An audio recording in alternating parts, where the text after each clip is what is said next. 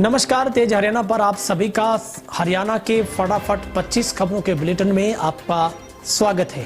तो चलिए दोस्तों, बिना कोई देरी शुरुआत करते हैं हरियाणा की सुबह सुबह की ताजा फटाफट अंदाज की 25 खबरों की। एक गुजारिश, यदि आपने अभी तक भी हमारे चैनल को सब्सक्राइब नहीं किया तो सबसे पहले सब्सक्राइब करने, बेल आइकन दबा दें ताकि रोजाना मिलने वाली हर खबर आप तक सबसे पहले पहुंच सके। तो चलिए बढ़ते हैं हरियाणा की पहली खबर की ओर। किसान आंदोलन पर बोले खट्टर, कानून किसानों के लिए, आंदोलन गलत और राजनीतिक, यह जल्द ही खत्म हो जाएगा। हरियाणा के मुख्यमंत्री खट्टर ने कहा है कि ये आंदोलन किसानों का है ही नहीं है। कांग्रेस की राजनीति किसानों को बरगलाना है। किसान को ज़्यादा से ज़्यादा फायदा हो, वे संपन्न बने, इसलिए वे तीनों कृषि सुधार कानून बनाए गए हैं। एक निजी मीडिया को दिए गए इंटरव्यू के सवाल में उनसे पूछा गया कि क्या किसानों का आंदोलन सही है, तो उन्होंने जवाब दिया, नहीं, आंदोलन सही नहीं है। किसानों को गुमराह किया जा रहा है। विपक्षी नेता किसान आंदोलन की आड़ में राजनीतिक रोटियां सेकने का काम कर रहे हैं तथा कथित किसान नेताओं की एक लॉबी है जो सरकार के खिलाफ राजनीतिक एजेंडे पर काम कर रही है। सोनीपत में पेशी पर लाए गए शार्प शूटर बिट्टू बदमाश को पुलिसकर्मी ने मारी गोलियां। हरियाणा के सोनीपत जिले में गुरुवार दोपहर सनसनीखेज वारदात को अंजाम दिया गया। कोर्ट परिसर में सुरक्षा में तैनात पुलिस वाले ने कुख्यात बिट्टू बदमाश को गोली मार दी। इस दौरान गांव में बिट्टू बदमाश के पिता भी उन पर भी फायरिंग की गई। पिता की मौत हो चुकी है। वहीं अजय की सांसें चल रही हैं, उसे पीजे रोहतक में ले जाया गया है। पुलिस ने आरोपी पुलिसकर्मी को मौके पर ही दबोच लिया है। महेश मूल रूप से गोहाना के गांव गावड़ी का रहने वाला है। इन दिनों उसकी पोस्टिंग रोहतक में थी। हत्या की सूचना मिलते ही मौके पर पुलिस अधीक्षक जशनदीप सिंह रंधावा मौके पर पहुंचे। शुरुआती पूछताछ में सामने आया कि अजय उर्फ बिट्टू ने महेश के किसी जानकार से 15 लाख रुपए लिए थे और वापस मांगने पर वह जेल से धमकी देता था। गर्भवती महिला ने मुख्यमंत्री को ट्वीट कर दर्ज करा शिकायत, लिखा, रूटीन चेकअप के लिए नहीं जा पा रही हॉस्पिटल। फरीदाबाद नगर निगम अधिकारियों की लापरवाही का आलम देखिए। सरकार से फटकार के बाद वार्ड नंबर 5-6 के वार्डर पर पर्वतीय कॉलोनी की गली नंबर 74 में सीवर लाइन डालने के लिए 43 लाख का एस्टीमेट पास कर लिया गया। 17 फरवरी से काम शुरू करना था, लेकिन 1 माह से अधिक समय बीत जाने के बावजूद भी काम शुरू नहीं किया गया। जबकि एक दुल्हन ने इस गली में जमा सीवर पानी निकासी के लिए सीएम से दुखड़ा रोया था और अपनी बारात नया पाने की शिकायत की थी। इसके बाद निगम अधिकारी उल्टे पांव बारात आने तक गली में खड़े होकर पानी निकासी करवाते रहे थे। बारात जाते ही अधिकारी फिर अपने पुराने ढर्रे पर आ गए। समस्या से परेशान अब एक गर्भवती महिला ने मुख्यमंत्री से शिकायत दर्ज कराई है। महिला का कहना है कि उसे रूटीन चेकअप के लिए हॉस्पिटल जाना पड़ता है, लेकिन सीवर का पानी भरा होने से परेशानी हो रही है। ये समस्या केवल 2 महिलाओं की नहीं बल्कि पूरी गली की है। हरियाणा के विधानसभा बजट में विज ने हुड्डा से पूछा, आप G23 में है या गांधी की कांग्रेस में। हरियाणा विधानसभा बजट सेशन के अंतिम दिन की कार्रवाई में सत्ता पक्ष ने 6 विधेयक पारित किए हैं, जिनमें सबसे ज्यादा विरोध विपक्ष कांग्रेस की ओर से संपत्ति क्षति वसूली विधेयक 2021 का किया गया। उक्त विधेयक गृह मंत्री अनिल विज ने पेश किया और इसके बारे में सदन को बताने खड़े हुए तो कांग्रेस की ओर से इसका जमकर विरोध करते हुए सदन में स्पीकर की चेयर के सामने वैल पर जाकर तानाशाही नहीं चलेगी नारेबाजी की गई। नेता विपक्ष व पूर्व सीएम भूपेंद्र हुड्डा ने इसे दुर्भाग्यपूर्ण करार दिया। सदन में 3 कृषि कानूनों, किसानों के धरने प्रदर्शन, किसानों को ट्यूबवेल कनेक्शनों जैसे विषयों पर सदन में लंबी चर्चा चली। स्कूलों को बंद करने, शिक्षकों की कमी जैसे विषय पर भी सदन में गूंजे, जिस पर शिक्षा मंत्री ने जवाब दिए। कांग्रेस विधायक धर्म सिंह के ठिकानों पर आयकर विभाग ने दूसरे दिन भी की छानबीन। पानीपत के समालखा हल्के से कांग्रेस के टिकट पर निर्वाचित हुए विधायक धर्म सिंह छोकर के प्रतिष्ठानों पर वीरवार को भी आयकर विभाग का सर्वे जारी रहा। वहीं छोकर के 5 प्रतिष्ठानों पर आयकर विभाग के 80 से अधिक अधिकारी व कर्मचारी जांच में जुटे रहे। गौरतलब है कि आयकर विभाग ने विधायक छोकर के प्रतिष्ठानों पर बुधवार की सुबह करीब 6:30 बजे से सर्वे शुरू किया था। सर्वे में विधायक धर्म सिंह छोकर के करीबी द्वारा लिए गए शराब ठेकों के बिलों पर अनियमितता, टैक्स चोरी, मनी लॉन्ड्रिंग व आय से अधिक संपत्ति का मामला भी सामने आ रहा है। आयकर विभाग की टीम विधायक छोकर के पैतृक गांव वजीरपुर टिटाना, समालका स्थित घर, पेट्रोल पंप कार्यालय व इनके करीब रामफल के आवास पर सर्वे कर रही है। गौरतलब है कि आयकर विभाग द्वारा हरियाणा में ये दूसरे विधायकों का सर्वे किया जा रहा है। समालका से विधायक धर्म सिंह छोकर पहले ही आयकर विभाग महम हल्के से निर्दलीय विधायक बलराज कुंडू की संपत्ति का भी सर्वे कर चुका है। समाचार के मुताबिक विधायक छोकर के प्रतिष्ठानों पर आयकर विभाग का सर्वे अभी तक भी जारी है। हरियाणा में उपद्रवियों से होगी नुकसान की वसूली, विधानसभा में बिल पास। हरियाणा के गृह मंत्री अनिल विज का कहना है कि सरकारी व जनता की निजी संपत्ति की रक्षा और सुरक्षा करना राज्य सरकार की जिम्मेदारी है, जिसमें हरियाणा लोक व्यवस्था में विघ्न के दौरान संपत्ति क्षति वसूली विधेयक मील का पत्थर साबित होगा। अनिल विज ने कहा कि हरियाणा विधानसभा सत्र के दौरान बिल पर बोलते हुए कहा कि इस बिल के पारित होने से राज्य के लोगों को किसी भी आंदोलन या प्रदर्शन के दौरान सरकारी या निजी संपत्ति की तोड़फोड़, आगजनी या नुकसान की भरपाई करने का अधिकार प्राप्त हो गया है। अब से पहले प्रदर्शनकारी द्वारा लोगों के रेहड़ी फड्डी दुकानें, शोरूम, मॉल, मोटरसाइकिल, गाड़ियां, घरों या सरकारी दफ्तरों व संपत्ति को नुकसान विभाग के हवाले कर दिया जाता है। इससे गरीब लोगों की खून पसीने की कमाई पल भर में राख में बदल जाती थी। इस बिल के आने से भविष्य में ऐसा काम करने वाले, उसका समर्थन करने वालों की पहचान करके नुकसान की भरपाई करवाई जाएगी। गाँव में भी शहर की तर्ज पर बनेगी आधुनिक colony. Deputy CM Dushyant Chautala ने कहा है कि सरकार द्वारा प्रदेश के ग्रामीण क्षेत्र में गरीब लोगों के लिए योजनाबद्ध कॉलोनी विकसित की जाएगी। यहाँ पर भी बिजली की सुविधा के लिए अलग power house, community centre, sports complex, अच्छी सड़कें और पशुओं को पानी पिलाने के लिए तालाब भी बनाए जाएंगे। डिप्टी सीएम ने वीरवार को हरियाणा विधानसभा के बजट सेशन के दौरान एक विधायक द्वारा पूछे गए सवाल के जवाब में आंसर दिया। उन्होंने बताया कि हरियाणा ग्रामीण विकास प्राधिकरण द्वारा पानीपत जिला के सराना में प्रदेश की पहली योजनाबद्ध कॉलोनी होगी, जहां मजदूरों से लेकर छोटे कर्मचारी तक अपना प्लॉट ले सकेंगे। उन्होंने आगे बताया कि तत्कालीन सरकार के कार्यकाल में गरीब लोगों को 100 गज के प्लाट देने की योजना शुरू की थी, जिन पर गांव में पंचायतों की भूमि पर्याप्त मात्रा में, वहां पर इस योजना को अंजाम दिया गया, परंतु यहां भी जमीन उपलब्ध नहीं थी, वहां पर लोगों को प्लाट नहीं मिले हैं। भिवानी से लेकर कैथल तक वाया जींद नेशनल हाईवे होगा 4 लेन। दक्षिणी हरियाणा के भिवानी से लेकर कैथल तक वाया जींद नेशनल हाईवे को 4 लेन किया जाएगा, ताकि लोगों को आवागमन में सुविधा हो सके। डिप्टी सीएम दुष्यंत चौटाला ने वीरवार को विधानसभा के बजट सत्र के अंतिम दिन सदन के एक सदस्य द्वारा पूछे गए प्रश्न के उत्तर में जानकारी दी है। दुष्यंत चौटाला, जिनके पास लोक निर्माण विभाग है, उन्होंने खुद बताया कि वे पिछले दिनों नई दिल्ली में केंद्रीय सड़क परिवहन व राजमार्ग मंत्री नितिन गडकरी से मिले थे, जिससे उनसे भिवानी कैथल रोड को नेशनल हाईवे अथॉरिटी द्वारा अपने अधीन करने और 4 लेन करने का आग्रह किया था। इसमें उन्हें उम्मीद है कि केंद्र सरकार द्वारा उनके प्रस्ताव को स्वीकार कर जल्द काम चालू किया जाएगा। हरियाणा बजट सेशन के अंतिम दिन 6 विधेयक हुए पारित। हरियाणा विधानसभा बजट सेशन के अंतिम दिन 6 विधेयक पारित किए गए, जिनमें पंजाब श्रमिक कल्याण निधि विधेयक, हरियाणा अक्षमकायता निधि विधेयक 2021, हरियाणा पंचायती राज विधेयक 2021, हरियाणा संक्षिप्त नाम संशोधन विधेयक, हरियाणा लोक व्यवस्था में विघ्न के दौरान क्षति वसूली विधेयक और हरियाणा विनियोग विधेयक शामिल है। नहर में तैरते मिले महिला और पुरुष के शव। पानीपत पुलिस ने दिल्ली पैरलर नहर के पानी में लापता हुई विवाहिता व उत्तर प्रदेश प्रवासी युवक के शव बरामद किए हैं। मृतक महिला की शिनाख्त पिंकी पत्नी विशाली निवासी एकता कॉलोनी के तौर पर हुई है। पिंकी का शव गांव के डिडार जिला पानीपत के पास बरामद हुआ है। शव को राहगीरों ने नहर किनारे झाड़ियों में उलझे हुए देखा तो घटना की सूचना पुलिस को दी। वहीं पिंकी नहर किनारे कपड़े धोते हुए पानी में गिरकर लापता हो गई थी, जबकि कुलदीप निवासी पीलीभीत उत्तर प्रदेश अपने पानीपत निवासी मौसा के पास आया हुआ था और गांव बिंजोल के पास नहर में पैर फिसलने से गिर गया था। कुलदीप का शव गांव सिवाई के बाईपास के पास नहर से बरामद हुआ है। वाहनों पर हाई सिक्योरिटी नंबर प्लेट होगी जरूरी।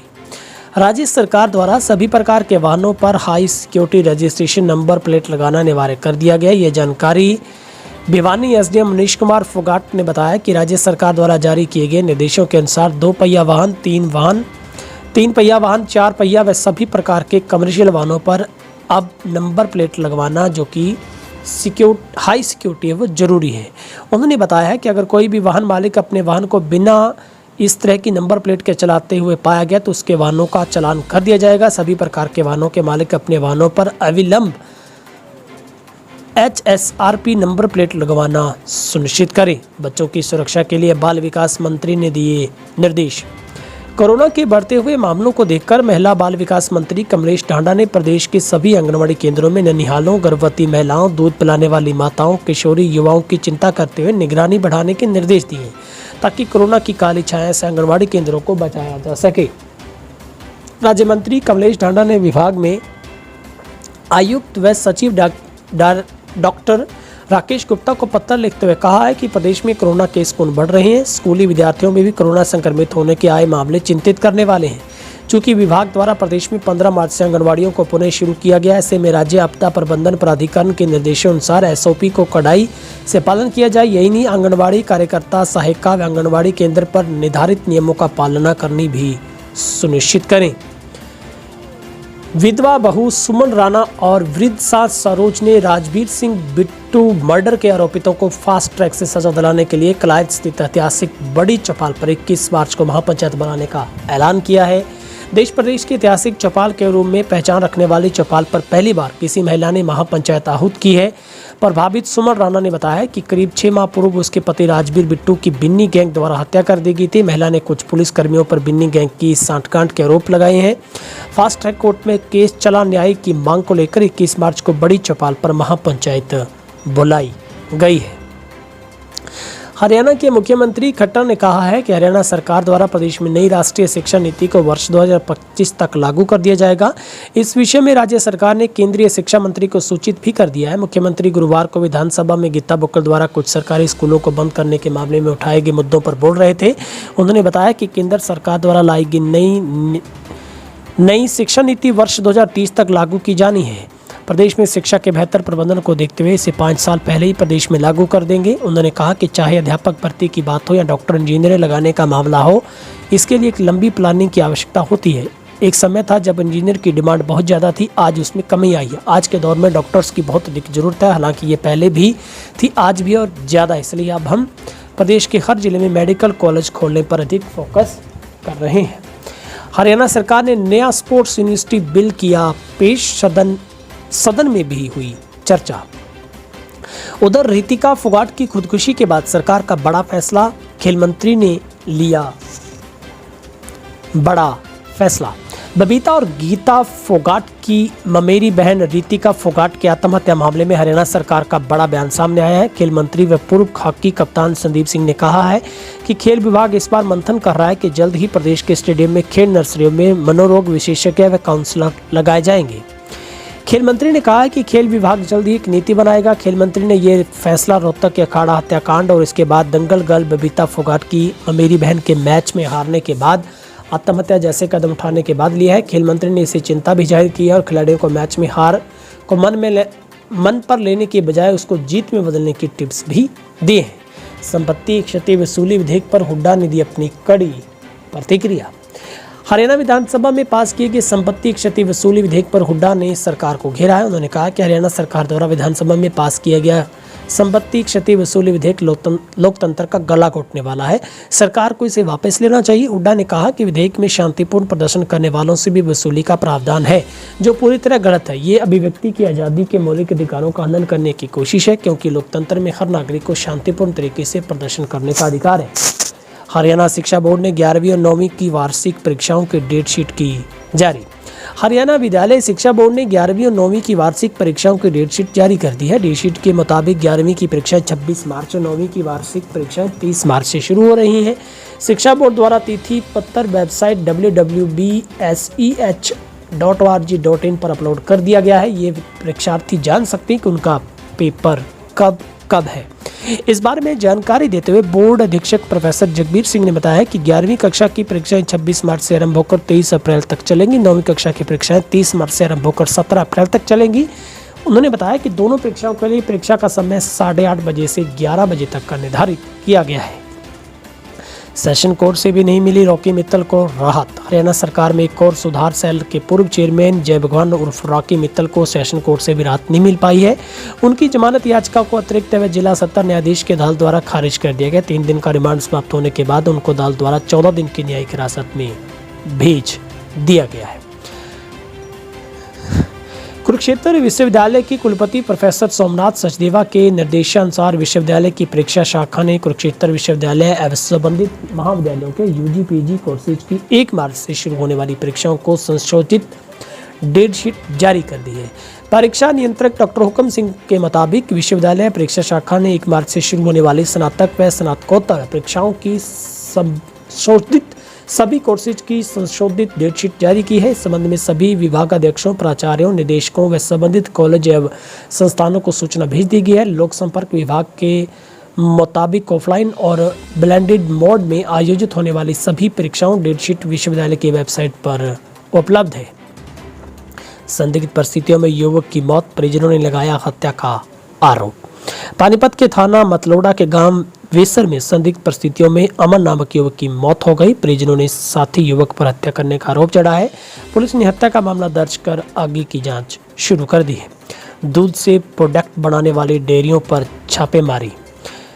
सिरसा में खाद्य पदार्थों में मिलावट की मिल रही शिकायतों पर संज्ञान लेते हुए सिरसा शहर में सीएम फ्लाइंग द्वारा खाद्य एवं आपूर्ति विभाग के अधिकारियों के साथ संयुक्त रूप से रेड की गई। टीम ने शहर में 3 दूध से सामान बनाने वाली डेयरियों पर रेड कर वहां पर बनने वाले विभिन्न उत्पादों के सैंपल लिए। वहीं डेयरियों पर खाने पीने के वस्तुओं की सैंपलिंग भी ली गई है। रिपोर्ट के आधार पर आगामी कार्रवाई की जाएगी। गन्ने की पर्चियों को लेकर किसानों का विरोध, मिल प्रबंधन के खिलाफ नारेबाजी। एक तरफ जहां लंबे समय से किसान कृषि कानूनों का विरोध कर रहे हैं, दूसरी तरफ यमुनानगर में गन्ने की पर्चियों को लेकर किसान परेशान नजर आ रहे हैं। किसानों का आरोप है कि मिल प्रबंधन गन्ने की पर्ची लोकल को ना देकर बाहर के लोगों को पर्चियां देने का काम कर रहे हैं। पर्चियों को लेकर नाराज चल रहे किसानों ने यमुनानगर के सरस्वती शुगर में हंगामा खड़ा कर दिया और मिल प्रबंधन के खिलाफ जमकर नारेबाजी की। पूर्व राज्य मंत्री कर्णदेव कंबोज ने सरकारी हॉस्पिटल में बने सेंटर में ली कोरोना वैक्सीन। रादौर में कोरोना वैक्सीन का कार्य तेजी से जारी है। इसी कड़ी में पूर्व राज्य मंत्री कर्णदेव कंबोज सरकारी हॉस्पिटल में बनाए गए वैक्सीनेशन सेंटर पर पहुंचे, वैक्सीनेशन का टीका लगवाया। इस मौके पर उन्होंने पत्रकारों से बातचीत में कहा कि ये हमारे लिए बहुत ही सौभाग्य की बात है कि हमारे देश में सबसे पहले इस बीमारी के बचाव के लिए वैक्सीनेशन तैयार हो गई है। दुष्यंत का कार्यक्रम रद्द करवाने की मांग, लोग बोले स्वागत करने वालों से ज्यादा विरोध करने वाले। बावनपाल की किसान मजदूर संघर्ष समिति के लोग जहां पर बुधवार को ही नरियाला गांव पहुंचे और मुख्यमंत्री दुष्यंत चौटाला के होली मिलन कार्यक्रम के आयोजकों से उन्होंने अपील की कि इलाके के मान सम्मान की बात है, इसलिए दुष्यंत चौटाला के कार्यक्रम को रद्द कर देना चाहिए। आगामी 21 तारीख को गांव नरियाला में मुख्यमंत्री दुष्यंत चौटाला के होली मिलन समारोह के विरोध को लेकर नरियाला गांव में किसान संघर्ष समिति के सदस्य और कई गाँव की सरदारी ने पंचायती का आयोजन कर ग्रामीणों से निवेदन किया कि वे गांव में दुष्यंत चौटाला का कार्यक्रम आयोजित न करें, लेकिन इस बात से कुछ ग्रामीण नाराज भी हो गए हैं।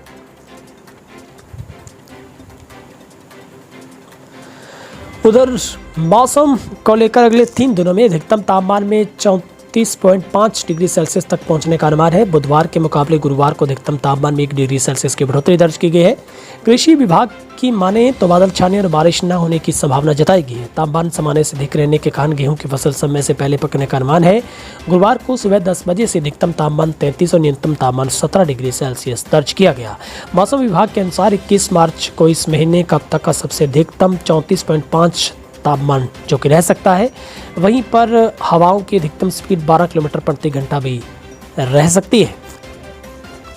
रोहतक के टिटौली गांव स्थित ओम सर्जिकल फैक्ट्री में बुधवार देर रात जोरदार धमाका हुआ। हादसे में बड़ी तबाही हो सकती थी, क्योंकि जिस वक्त धमाका हुआ उस समय कुछ समय पहले ही काफ़ी श्रमिक वहां से निकल चुके थे। केवल एक ही श्रमिक था जो 100% झुलस कर PJMS में मौत से जंग लड़ रहा है। पुलिस ने श्रमिक के स्वजनों को सूचना दी है, जिन देर रात तक पहुँचने की संभावना जताई गई है। अभय सिंह यादव और वरुण चौधरी हरियाणा विधानसभा में सर्वश्रेष्ठ विधायक घोषित। हरियाणा विधानसभा के बजट सत्र के दौरान बृहस्पतिवार को बीजेपी विधायक डॉक्टर अभय सिंह यादव और कांग्रेस विधायक वरुण चौधरी को सर्वश्रेष्ठ विधायक का पुरस्कार दिया गया। सदन में मुख्यमंत्री खट्टर द्वारा विधानसभा में दोनों विधायकों को सम्मानित किया गया। मुख्यमंत्री ने दोनों विधायकों को 1-1 लाख रुपए का पुरस्कार भी दिया है।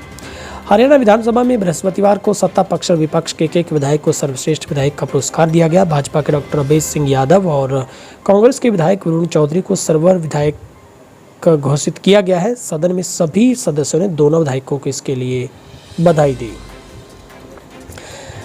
वहीं पर खबर हरियाणा से है, क्या जेल की सलाखें कैदी को उसके वंश वृद्धि के अधिकार से रोक सकती है? पंजाब और हरियाणा हाई कोर्ट ने यह सवाल एक कैदी की पत्नी की अपने पति के साथ संतान की चाहत के लिए संबद्ध बनाने की मांग पर हरियाणा सरकार से पूछा है।